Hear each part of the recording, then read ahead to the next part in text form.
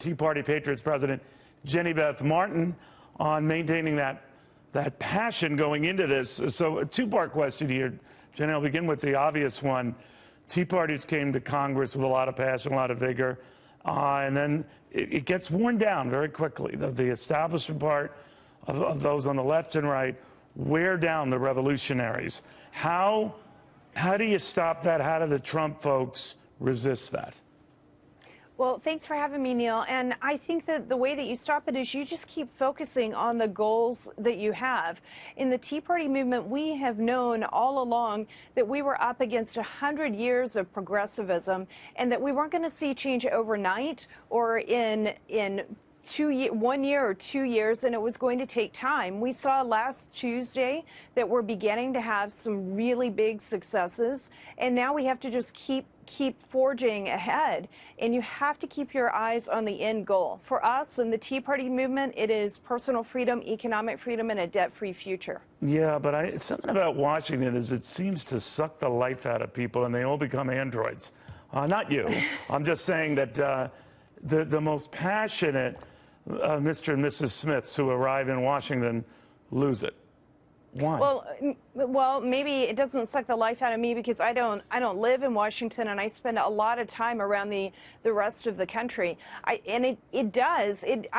I've joked with people that when I've been in D.C., if some really bad bills are happening, I've seen the inner rings of hell that I never even knew existed. So it can suck the life out of you, but you have to just keep focused on your goal. Surround yourself with people who care about the same passions that you do, and remember that Washington is not the only world. There's a world that exists outside of Washington, D.C., as the American voters just proved last Tuesday night. I hope so, because passion is something in short supply there. But, you know, Jenny Beth, on another issue, spending comes up. And I remember when the Tea Party first rose to prominence, one of its biggest issues was all the government spending going on. And I think that was $4 or $5 trillion in debt ago. Do you worry when you hear a lot of the Trump plans, including maybe a large infrastructure measure that, to be fair to President-elect Trump, will be funded in large part by a tax forgiveness of money held abroad, that spending could worsen, actually? The deficits could get worse before they get better, if they get better.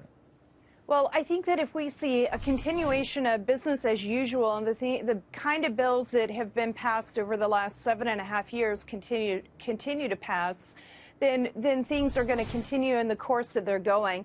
But Donald Trump, and everything he campaigned on, has said he is going to govern differently. He knows how to run businesses. He said he's going to cut taxes, and we have to grow the economy. So if those things are happening, government spending is still going to happen, but there's going to be a broader base for that spending to happen. One thing is for sure, Neil, we're going to continue to work towards a debt-free future at Tea Party Patriots, and we'll do what we can to hold the administration and the Congress accountable, but we're very optimistic about the future at this point, much more so than we've been our entire movement. All right, we'll watch it very closely. Jenny Beth Martin, Tea Party Patriots president and co-founder. Just a brief explainer on tax cuts and incentives.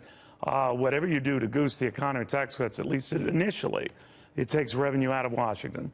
And then a couple of years later, it could take up to 2-3 years, the revenue comes in to Washington. We've learned from prior experiments, though, that Democrats and Republicans, they just love to spend that revenue when it does come in.